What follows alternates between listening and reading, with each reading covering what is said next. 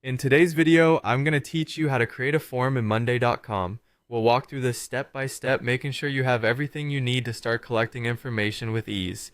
First things first, you'll want to log into your Monday.com account. Once you're in, navigate to the board where you'd like all of your form submissions to be directed. It's important to remember that in Monday.com, forms are directly linked to boards. This means that any responses you collect will automatically create items on the board you've selected, streamlining your workflow and ensuring everything lands right where it should. Now, let's access the Forms view. At the top right of your selected board, click on plus Add View. When the options appear, select Form from the list. You'll then be prompted to give your form a name, maybe something like Project Intake Form or Client Request Form. Naming your form can help you stay organized, especially if you're juggling multiple forms on the same board. With your form set up, it's time to customize the fields.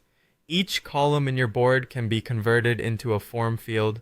For example, a text column will become a text input field, a people column will become a drop-down to select team members, and so on.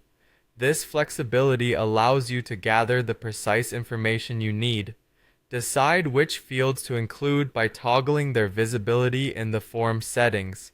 Once your fields are set, consider adding descriptions or instructions. This is a useful step to guide users who are filling out your form, ensuring that the information you gather is both accurate and complete.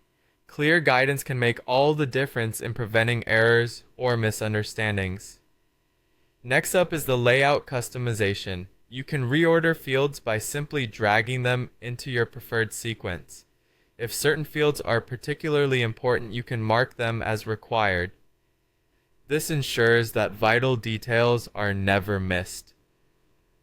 Don't forget to adjust the form title, header, and color to reflect your branding, giving your form a professional and cohesive look. You're now ready to share the form.